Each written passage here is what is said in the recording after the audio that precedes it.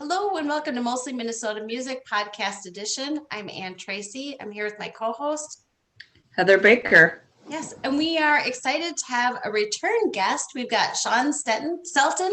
Thanks for joining us. Yeah, thanks for having us. This is great. Yeah, I'm excited. And you brought two folks with you. Yes. Oh yeah, go ahead. Oh yeah, you can do the introductions if you want. Either way. We've got Kevin Combs. Hello. Hi. And Chris Bresky. Thanks Welcome. for having me. Yeah. I'm excited. So this is good. So we spoke to you last August, I think, about the Quarantine Dream, and you had done a song with Daryl Yankee.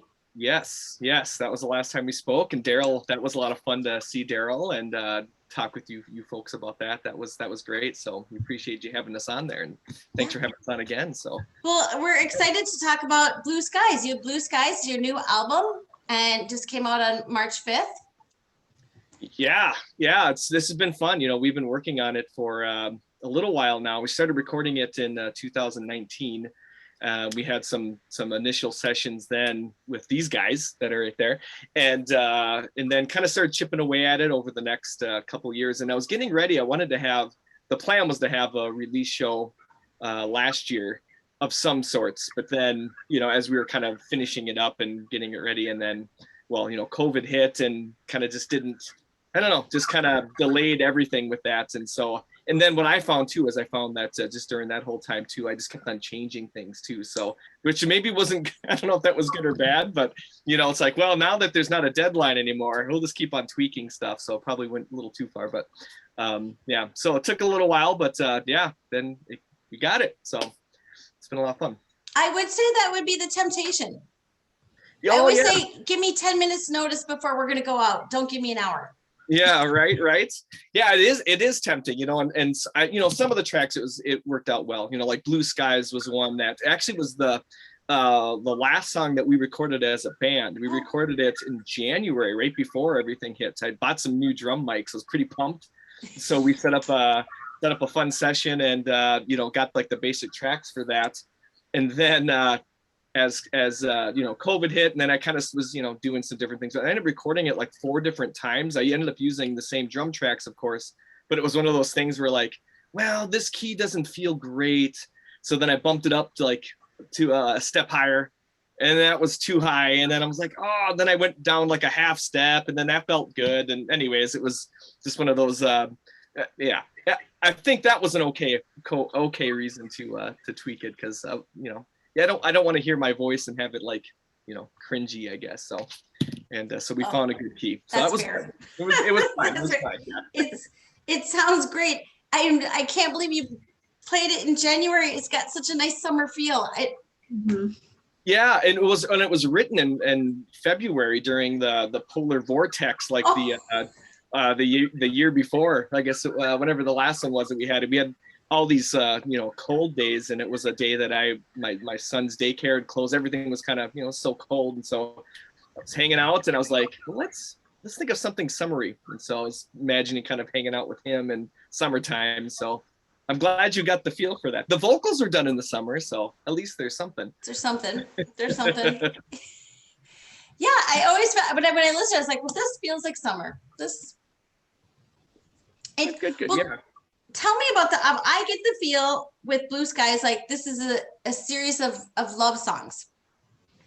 Yeah, it's funny you mention that. I was kind of thinking that same thing as I was kind of thinking, like, is there an actual theme to it? And there is a lot of love, kind of throughout, especially like the first few songs are all even just mentioning it. I love you. And they say that a lot. and that was sort of intentional in some ways. I felt like the previous albums had I don't know, there wasn't as much joy. It was a little bit of dreariness in some regards, or looking at some of the stories that I was writing in the songs, it wasn't necessarily like the most happiest of things. So I was kind of trying to make it a little bit more upbeat in regards to that. So I'm glad you caught on that. Well, it's funny because a song like Untrue, and I really love that song. But it does hint at some resolution, like there might be something underneath it, but it's a very positive song. Yeah, trying to look at a positive outlook, right? Yeah. Like, hey, like the whole idea behind that was, looking at when I was writing it, the chorus kind of came first, right? I won't be untrue.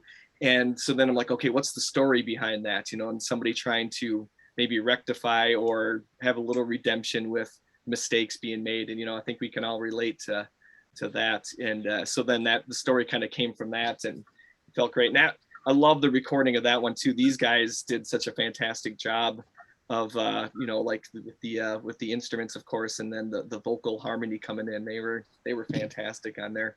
I hope you guys felt it because I thought you did a good job.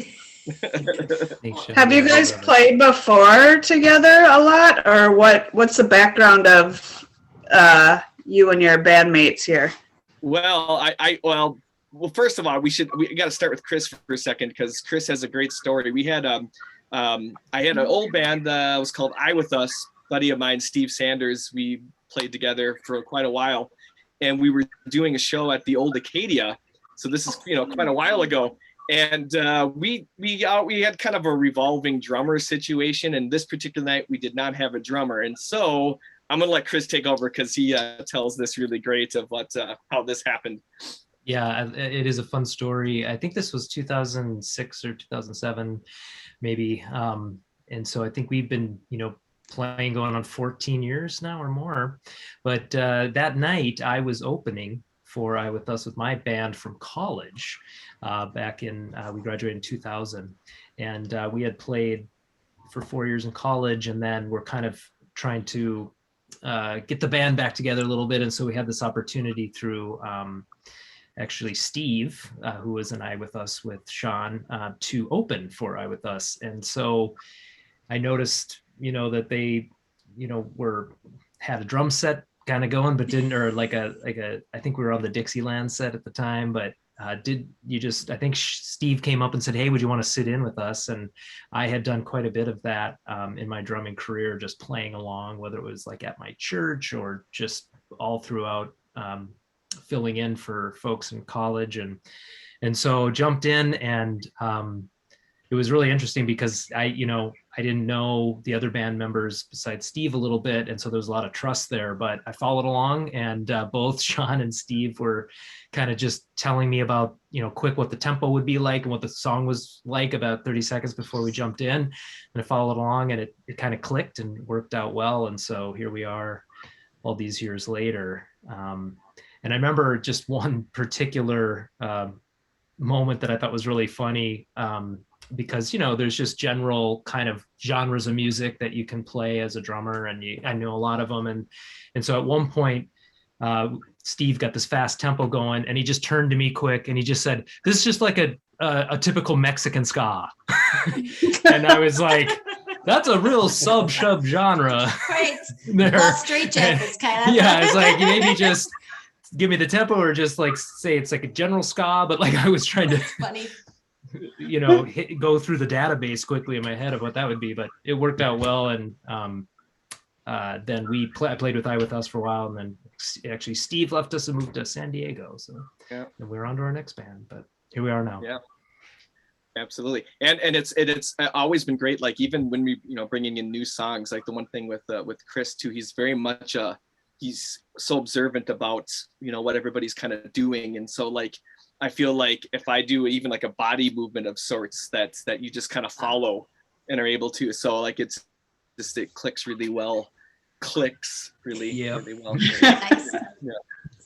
Woohoo. Yeah, and Kevin and I, we go back a little farther. We met in high school back quite a while ago. And my favorite memory, I guess, was when we first started realizing that we had a mutual friend that knew that we both were big Beatles fans. So introduced us, and then we ended up working together at Wild Mountain back in the day in Taylor's Falls, and we spent a lot of time singing Beatles songs. And I can't remember, were you Paul or I was John? I can't remember which one you always. I was the Paul guy. Yeah, he was always the Paul guy. So we would try to like when the work day would start, we'd be like, hey, let's do a Please Please Me Today. Let's do that album, and try to sing through it. That's funny. What did you all do at Wild Mountain? Well, we were supposed to was the Alpine slides. We were supposed to just make sure to, you know, grab the slides off the chairlift and stack them and stuff like that. But you know, some days we're a little slower. That's okay. That's okay. And people were well entertained while you were doing it. So that's perfect.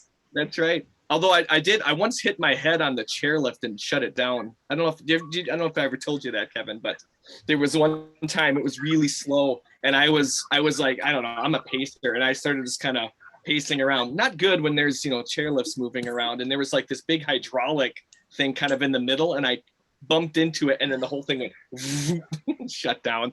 Colin, chairlift just stopped. I don't know why. Everyone's sitting up there right on the chairs. Right. What's going on? So yeah. So that I'm glad not to be there anymore because I'd probably break more things. So It sounds like singing's the better fit. yeah, I think so. Playing music's a better fit. But then I was really excited because how long ago did you? So for quite a while, you know, Kevin's always been a big music fan. But then how long ago did you start picking up the guitar? It was about a dozen years. Something that I kind of always wanted to do, but just never saw it through. Hanging out with Shawn a lot kind of nudges that in the right direction, a positive direction. So, you know, eventually the more we played and the more advice I got, you know, the better things got. So it's been a lot of fun.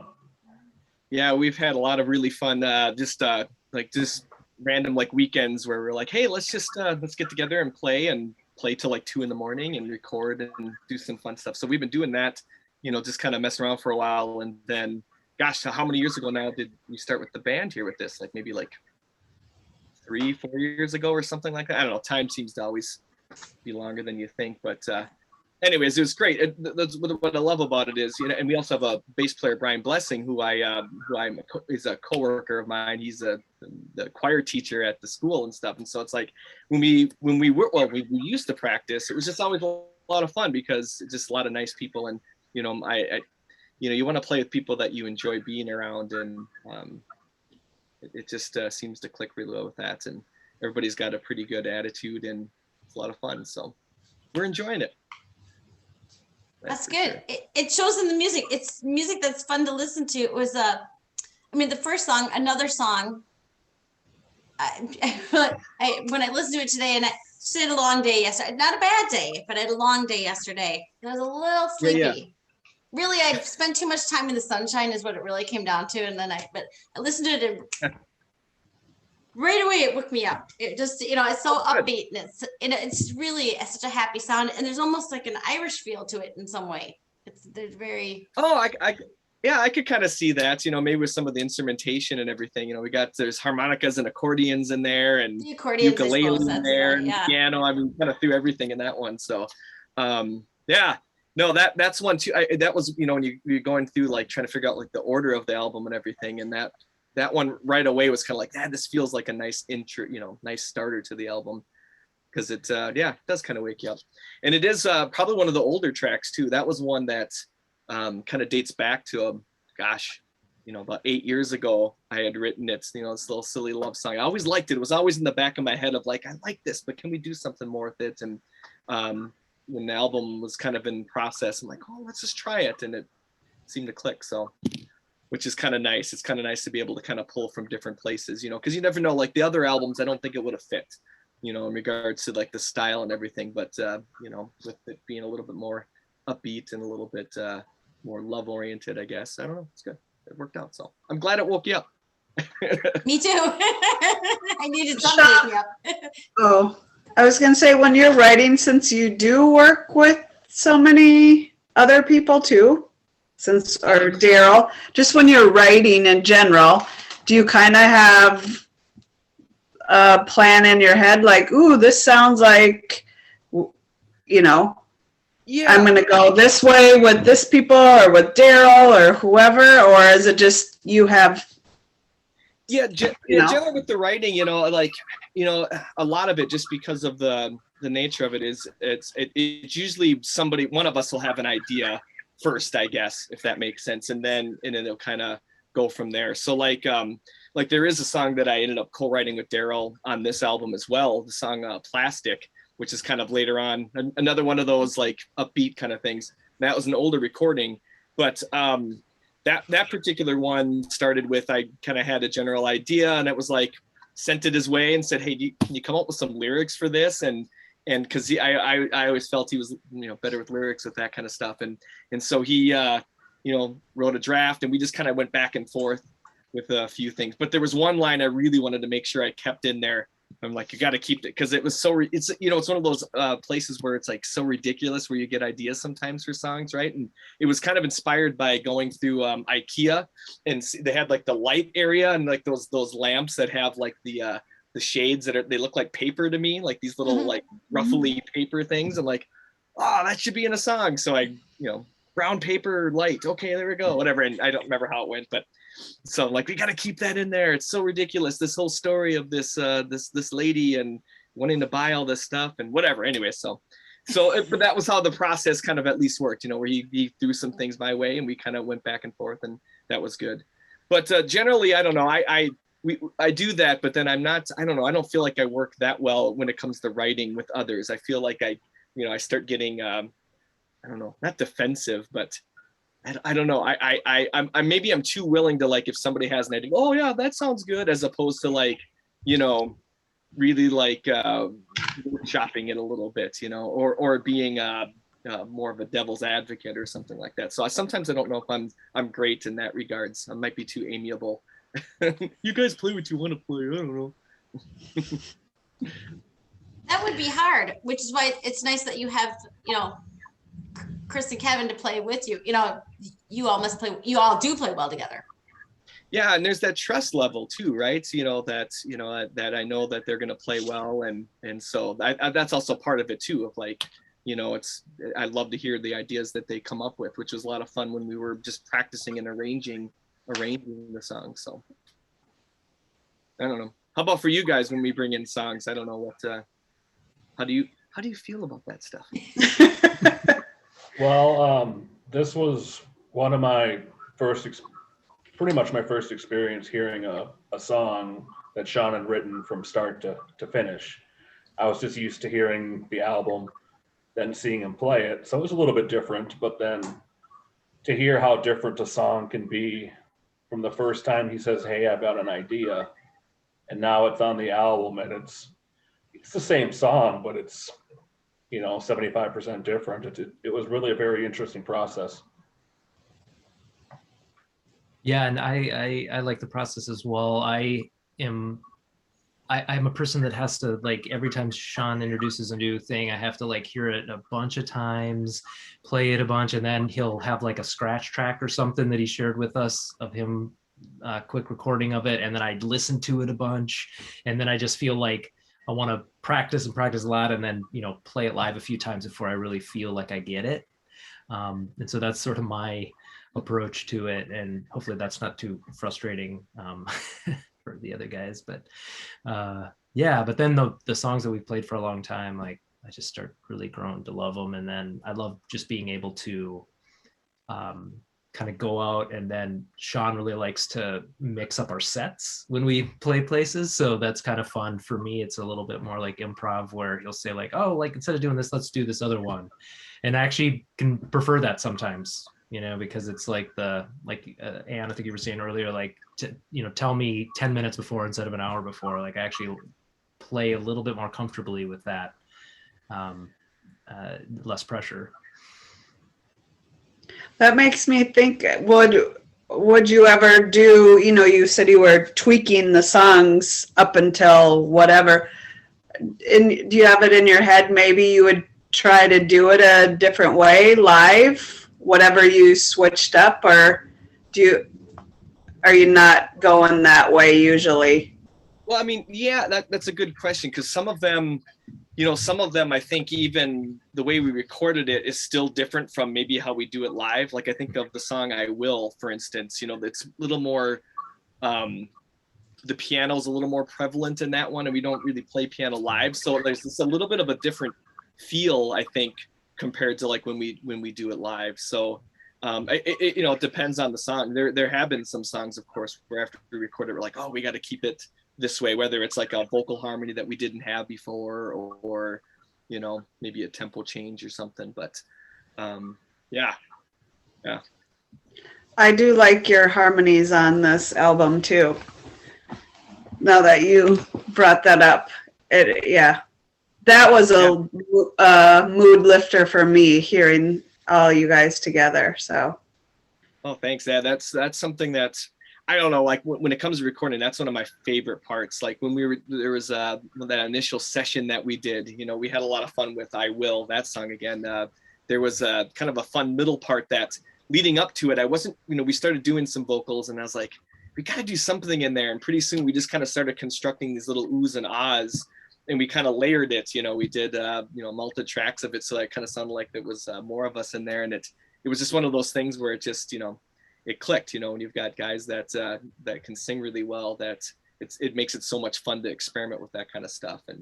And so that for me personally, I love that when there's interesting vocal lines like that are kind of happening throughout.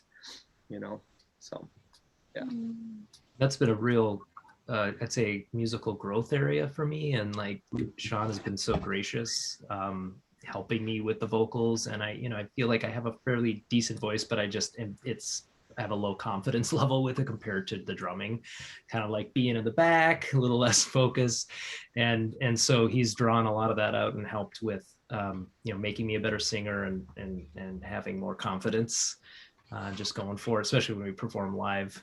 But yeah, I love it now. Then going back and listening to it and being like, oh, that's not too bad. Well, unless it's a Wilson Phillips song, though, I know you have confidence with that. Oh, right, yeah. Yeah, I break out the old 90s standards anytime.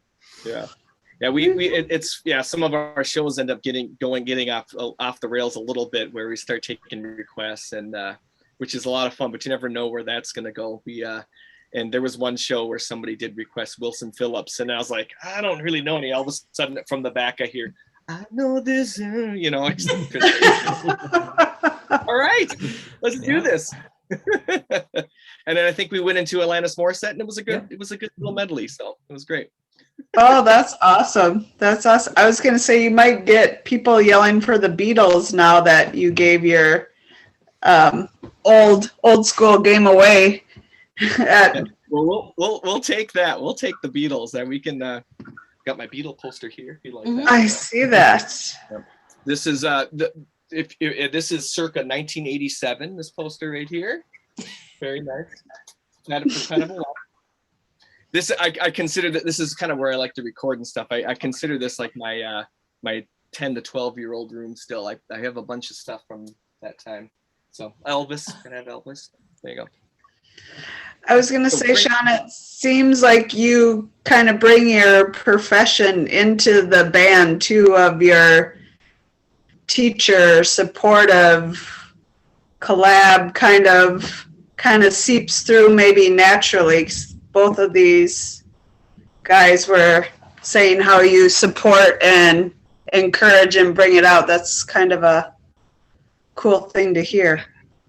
Yeah, I'm glad that, I guess it's probably one of those things that just kind of happens, it's, maybe why I got into the profession. I guess it feels like my nature a little bit, as long as it's not too pushy. So, but right, I'm not too pushy. Incredibly patient. And I grew up, both of my parents were teachers and my only sister is, and so it's a real comfortable place for me to be, Shawn. Yeah, for sure. Yeah, it's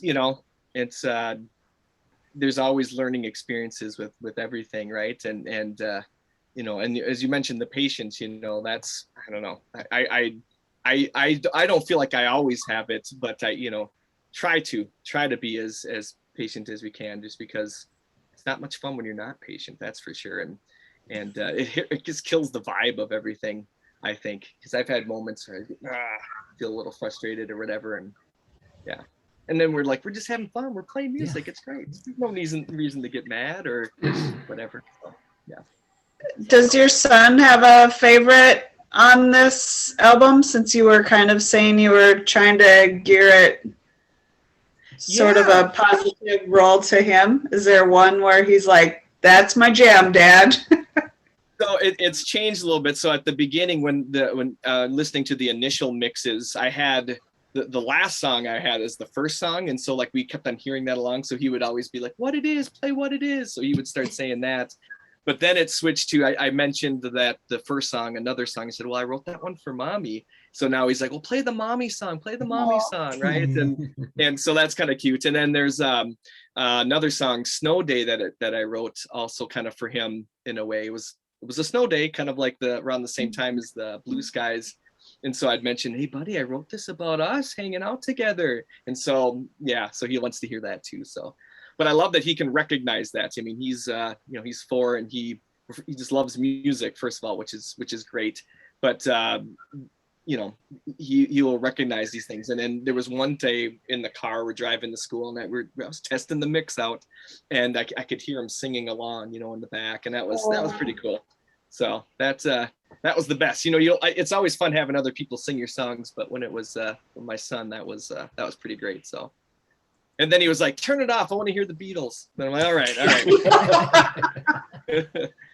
Now he's got that. Now he's his song of the hour is the song called "Centuries" by is it Fall Out Boy or something? There was some weird video we saw. It was like a cartoon of the Galaxy Railways, and so it had trains in it, and it was playing this song, and that's now we have to listen to that all the time. But he has the words, which is fun. But I'm okay to get a new song, so I'm gonna have to write a new one for him.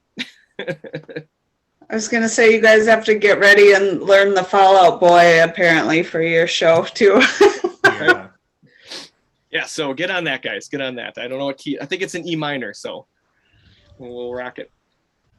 But it's fun. And Chris, he's got you've got Linus. He's yeah, my only son, he's 5. Yeah. It's funny you mentioned that, how these kids get so in tune with like the video part, like the music video part of it, and just like that visual part.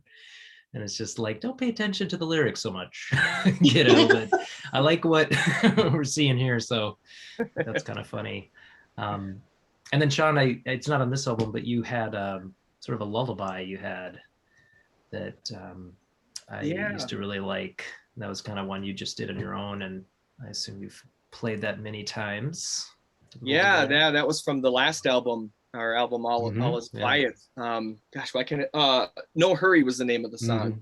And the whole idea was about, like wondering what's he gonna be, what's he gonna grow up to be, but I'm not in a hurry to see it because I'm really loving, being in this moment and all that. And so I wrote that, and that was an interesting one too, because I would kind of play it for him, and at that point he wasn't really walking yet either, so he was quite little. But he would kind of coo and make these really, great noises. And I recorded a version of it, kind of properly. And I'm like, it sounds okay, but I don't know, it's not great. And one day I was playing it for him again, and he starts making the noise, and I was like, let me just record it with the phone. And I recorded it, and it was perfect. Like, he had just at the perfect moments, he would start like kind of going, making his little, baby noises. And that's the version that I ended up using. I just, and it worked out really well. And he did a good job of, like I said, hitting the spot. So where to get it. And it was a sweet song. So the background vocals. Yes. I think I put them in there. I recently went through I used DistroKid to distribute the the albums and stuff, and they have like a newer function that you could like give credits to stuff. So I think I did put them on there as background vocals. At least I hope I did. I don't know. Nice. But yeah. That's he's nice, so much and it gives fun them a step forward. I used to sometimes put my kids as authors in anything I had published when they were really little. Oh, that's great. Well, helps the resume. Who's gonna? Right. That's great. Second grade feels a little young, but if you say you did it, True. Well, and I love the story about the snow day, because when I listened to that, it's a great song, but I was like, oh, that is something that we're gonna lose. Yes, it's funny you mentioned that. I was thinking about that recently as well when it popped up, and that's now going to be distance learning days, and no more fun with that. So so I had to embrace that. That was like one of the last ones, I guess. Maybe, I don't know. That's too bad, because there's so much there. I don't know. I even now as a teacher, there's even a little bit of a almost like a little giddiness about having a snow day, right? Where it's just, a little more relaxed. But I just, have such great memories of being a kid and this, like waking up and realizing that, I don't have to go to school and you can go out and play. It was just so great. So I was trying to catch that essence too with the song. But, yeah. You did. It's perfect. Yeah. That put on WCCO. When a kid says that, there's only one reason. Right. right. Super on. But I think it's amazing that you captured that. As you say, I've worked for myself forever. Even with my kids, I loved it when it was a snow day, because back in the day, you'd be like, snow day, got to do stuff with the kids. Now it's like, well, yeah, put them on their it's Zoom. Nice to have you get in your Zoom. Right. It's nice to have a reason to pause, right? Which I know there are a lot of people have mentioned that, especially at the beginning of COVID, looking at some of the trying to find positives. And one of the positives I think a lot of people had said was, things are a little slower. We are spending time together. That's great. Now a year later, I don't know if people are happy about spending time together anymore, but Maybe. but that was, yeah. No, get us out there. No. Yeah. Have you guys been able to play together in the last year? How has that been? We Lonely. haven't. It has been lonely. I think it's been over a year. Yeah. Yeah. I think it was that recording session that we did in January was like the last time that we were all together. We tried over Zoom once and that didn't work.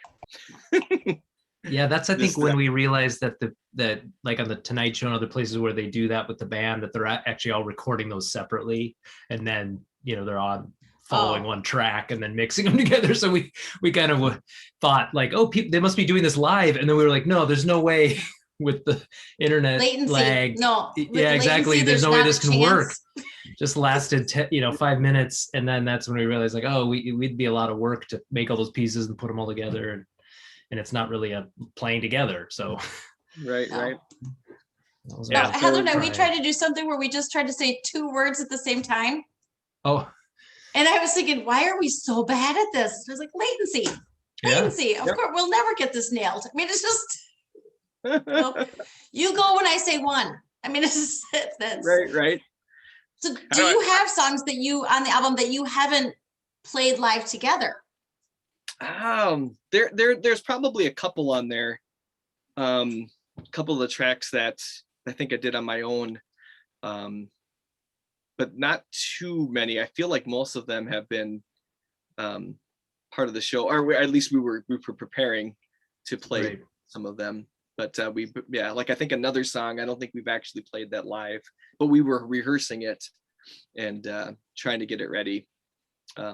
So I guess yes, yeah. Crazy to think.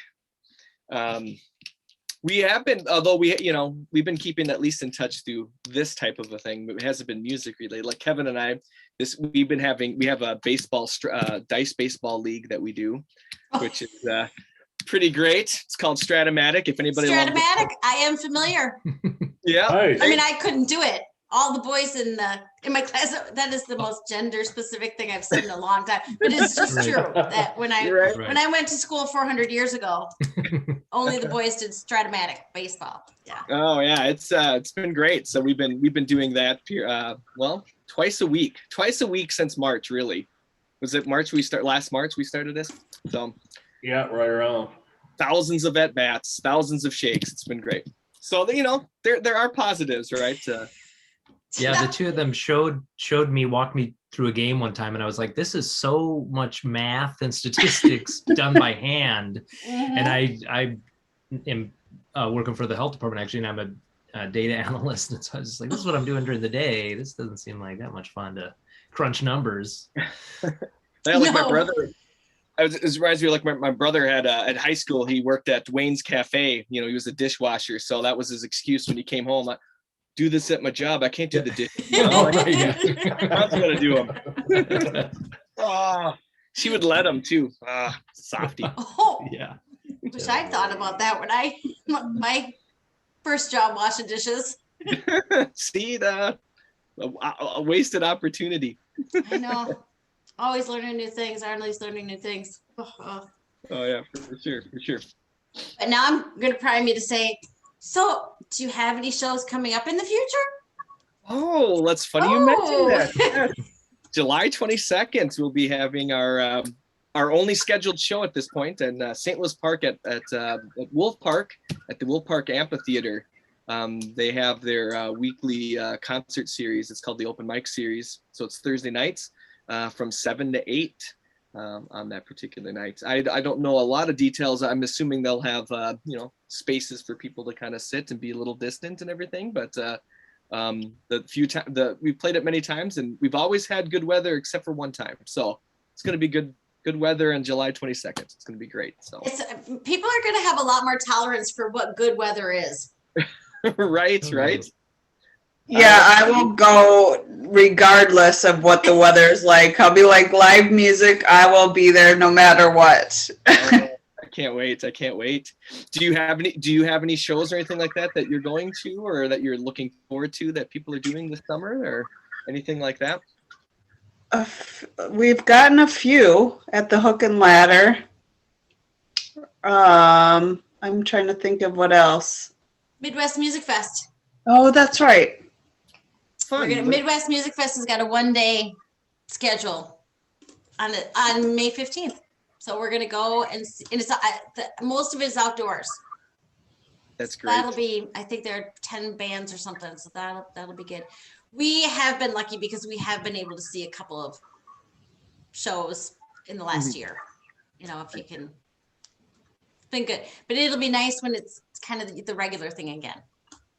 Yeah, absolutely. It's going to be, it's almost going to be strange. I'm getting used to just playing to my computer, or singing into my computer, trying to do just little Facebook Live things, try to get like a song in or something each week, or doing an occasional show. So it's going to be weird hearing people react. Like I did the release show, and it was kind of weird. I did it on March 5th, and, playing a song, and I know not many people have heard it, and you don't have that interaction where you can see like people's facial expressions or whatever to kind of see like, oh, are they kind of liking it or not? So it took a few songs in to kind of like, get rid of that and not worry about that, but it just feels so strange. My wife was there, but she wasn't clapping because she's keeping it quiet. I should have had her clap. Give me that. Yeah. You'll have to find a way to play some rehearsal shows that maybe you just announce short term, someone's front yard or something. Yeah, that's a good idea. I think Chris, Kevin's got a great big backyard, and Chris has got a fire pit back there too in his. Maybe. I like it. Might be a little self-interested in me bringing it up, but there you go. Yeah, we'll have to do that. Yeah, it's hopefully won't have any lag with the in person. I don't know, or latency. Right. Will be funny. It'll be the first time that a band has said, "Please talk a little while we're playing, please." Right. Yeah, I've never said that before, but that could happen. It is. It's gonna be a wonderful new world. Yeah, it's gonna be great. I know. I went to the record store today for the first time since before I just decided that I'm just gonna go masking up, and it felt amazing. Wasn't many people around, so I felt pretty safe. But it's nice to have something normal for a second. So yeah. Get lost in something good. Yes, absolutely. Right. Getting lost and all that. They were playing some Elvis Costello in there, and it was good. Shawn, did you pick up the new Shawn Stelton record there while you were there? No, I did not. I did not pick that up. No, I should have. I should have bought 10 copies. I hear great things about it. The harmonies are. Yes. That is very good. I just love the upbeatness of it. And I think, life is getting old right now. This far into I think having some upbeat music is really just what the doctor ordered. Yeah, that's what I was that's what I was also feeling a little bit with delaying it as well. I'm like, yeah, there's going to be a time where it might be needed a little bit more. Because I recently heard somebody say that like right now it almost feels worse at this point because we seem like we're so close, but we're still not quite there. You know, there's still a lot kind of going on, and so that's almost more frustrating than like in the beginning when you're kind of accepting that, hey, this is kind of the long haul right now. We know it, so we'll kind of, you know, that's the reality of it. But it's like, oh, we can almost feel it, so you just want it to be there. And so I feel like, yeah, it was good timing for that. It feels like the end of a trip, and even if it's a good trip, when you know you're going home on Saturday, Friday you're ready to be done. You know, that's yes. Of course, that's partially because I got to go to the Mall of America today because my kid got her second shot. Hey, which is it's weird to be there, and that's your reason, especially during spring break, because everybody was wearing a mask, but it's full. There were a lot of people there. Oh wow! So that was a weird. So that is that kind of try to live in both worlds, you know. And a lot of people are vaccinated. Sadly, I am not. I don't know how my 16-year-old beat me, but she did. You know, it's gonna be a strange entree. Mm-hmm. Absolutely right. Absolutely. Because you hear, you know, when things like the twins, you know, like they're going to be having people in there, and you know that, there's going to be people that are vaccinated, but I'm assuming they're going to have people in masks, and you know, there's going to be all that protocol. So you have, it's a good point, right? That dual realities in a way, right? I just heard the twins are allowing 10,000 tickets. Is that the? Yeah, I believe so. Yep, 10,000. So there you go. So it's almost here. It's almost here. Well, and we will look forward to hearing you play on July 22nd in St. Louis Park. That'll be good. For folks who are listening, can you tell us how to find you online? Well, you can find me on Facebook, of course, at Shawn Stelton Music. I also have a website, ShawnStelton.com, where you can find information in there. And of course, you can stream whatever streaming service you use. You can find all three of our albums and our EP that we have. So you can check all those things out wherever you want to listen, whatever you like. Yes. Yes. Well, and I would say this would be an awesome Saturday morning, wake up, run your errands, have some great music. You know, it just picks you up. It's music that picks you up. Well, I love hearing that. Thank you for that feedback, and that was part of the intention. So I guess we did something. It's good. Well, thank you very, very much for meeting with us. It's great to hear more about the music and hear the stories, and to hear the stories about how you all met. I was afraid when you started the drummer story we were going to go down a Spinal Tap road, but I'm glad you're still with us. Knock on wood. It's a brave man who says, your drummer's gone, I'll do it. Yeah. 14 years is a pretty long run for a drummer. It is. And Kevin, to hear I feel a little bit like you learned to play to be in the band. That's how it feels now. The dream was kind of always there, but just never had the guts. Oh, that's good. Well, and Shawn, you've provided a format for, as Heather says, a great way for people to learn and feel supported, and it comes out in the music. As I said, it's just so much fun. So thank you very much. Thank you. Well, thanks for having us. It was great to see you again, and thanks for the conversation. Yeah, thank you. Thank you.